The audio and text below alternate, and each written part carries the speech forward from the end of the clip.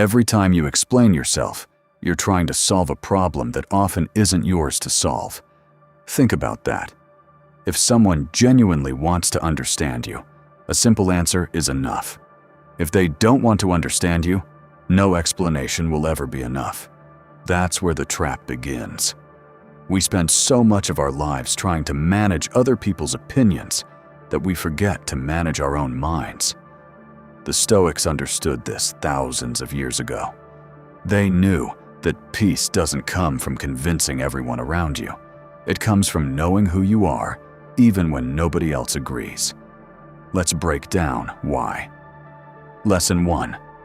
You're asking for permission without realizing it. Most over-explaining doesn't come from kindness. It comes from fear. Fear that someone will think you're selfish. Fear they'll think you're lazy. Fear they'll misunderstand you. So instead of saying, "I can't make it tonight," you add 5 more sentences. "I've had a long week. I have work tomorrow. I'm exhausted. I hope you understand." But here's the question. Why are you presenting evidence like you're on trial? When you constantly justify your decisions, you're quietly sending a message. My decision isn't enough unless you approve of it. That's dangerous because people learn how much influence they have over you. Confident people don't feel the need to defend every choice they make. That doesn't mean they're rude. It means they trust their own judgment. There's a huge difference. Stoicism teaches that your character matters more than your reputation. Most people reverse that. They sacrifice their peace just to protect an image in someone else's head. And the worst part? That image changes every day anyway. Lesson 2. You can't control someone else's opinion. Here's one of the most powerful Stoic ideas. Some things are within your control, some things aren't. That's it. Your choices, your actions, your attitude, those belong to you. Someone else's opinion? Not yours. Imagine you post something online. Half the comments love it. The other half hate it. Do you rewrite your personality for every stranger with a keyboard? Of course not. Yet we do the same thing in everyday life. We keep explaining ourselves because we're trying to control how other people think. But that's like trying to control the weather. You can stand outside and yell at the rain all day. The rain doesn't care. People are the same. They filter everything through their own experiences, insecurities, beliefs, and emotions. Sometimes you're not being judged because you did something wrong. You're being judged because your decision reminds someone else of what they didn't have the courage to do. That's not your burden to carry. The moment you stop treating other people's opinions like your responsibility, your life becomes much lighter. Lesson 3. Not everyone deserves an explanation. This one is uncomfortable because we're taught that being a good person means explaining ourselves to everyone. It doesn't. Respect is earned. Access is earned. Explanations should be earned too. If someone asks a question because they genuinely care, answer them. If someone asks because they're looking for ammunition, silence is often the wiser response. Think about a breakup. One person wants closure. The other keeps explaining every decision, every emotion, every mistake. Hours turn into days. Days turn into weeks. Nothing changes because the conversation stopped being about understanding. It became about winning. The Stoics believed wisdom includes knowing when words no longer serve a purpose. Sometimes the strongest sentence is the one you never say. Silence isn't weakness. Silence is refusing to waste your energy where it has no value. That's very different. Lesson 4. Stop trying to be understood by everyone. Here's something most people never realize. Being misunderstood is part of life. No matter how honest you are, no matter how kind you are, someone will misunderstand your intentions. Someone will think you're arrogant because you're quiet. Someone else will think you're weak because you're kind. Another person will think you're cold because you set boundaries. You cannot win this game, so stop playing it. There's another Stoic idea that's incredibly freeing. Love reality instead of fighting it.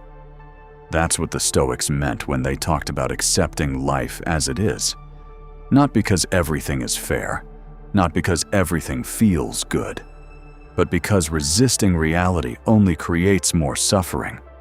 If someone misunderstands you after you've been clear and respectful, accept that reality. Don't spend hours replaying conversations in your head. Don't write paragraphs you'll never send. Don't lose sleep trying to fix an opinion you never controlled in the first place.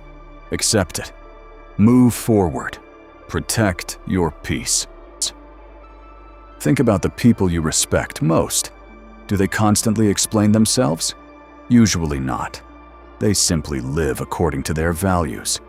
If they make a promise, they keep it. If they make a mistake, they own it. If they need to say no, they say no. Their consistency speaks louder than any explanation ever could. That's real confidence. Confidence isn't talking people into believing you're trustworthy. It's becoming so consistent that explanations become unnecessary. Marcus Aurelius spent almost no time worrying about looking virtuous. He focused on being virtuous. There's a huge difference. Today, we're obsessed with appearances. We explain our careers, our relationships, our finances, our life choices, sometimes to people who barely know us. Imagine putting all that energy somewhere else, learning a new skill, taking care of your health, building stronger relationships with the people who actually matter. Your life would change, not because people suddenly understand you, but because you'd stop depending on them too. Lesson 6.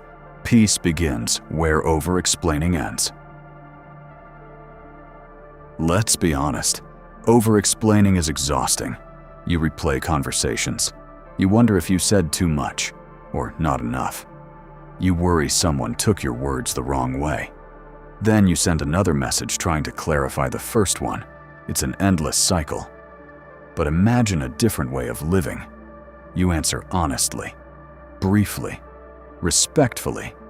Then you let go. You stop carrying conversations long after they've ended. You stop trying to control people's interpretations. You stop chasing approval from people who were never going to give it. That's freedom. Not because everyone suddenly likes you, but because your emotional state no longer depends on whether they do. The Stoics weren't teaching people to become cold or distant. They were teaching something much harder: to become emotionally independent, to know your values so clearly that outside opinions become information instead of commands. That's the kind of strength that can't be taken away, because it doesn't depend on applause. It doesn't disappear after criticism. It doesn't crumble when someone misunderstands you. It comes from within. And that's exactly why it's so rare. The next time you feel the urge to explain every detail of your decision, pause for a second. Ask yourself one question. Am I sharing this because it will genuinely help, or because I'm afraid they won't approve? That single question can change the way you communicate forever. Because the truth is, your life isn't a courtroom. You don't wake up every morning to defend your existence. You don't need to justify your boundaries. You don't need permission to protect your time. And you certainly don't need everyone to understand you before you move forward. Some people will respect you, some won't. Some will misunderstand you no matter what you say. Let them. Your responsibility isn't to manage every opinion. Your responsibility is to live with integrity, make wise decisions, and stay true to your values. The rest is noise. The less you explain yourself, the more room you create for confidence, clarity, and peace. That's the quiet strength the Stoics wanted us to build, and it's just as powerful today as it was 2,000 years ago. If this message resonated with you, subscribe for more videos.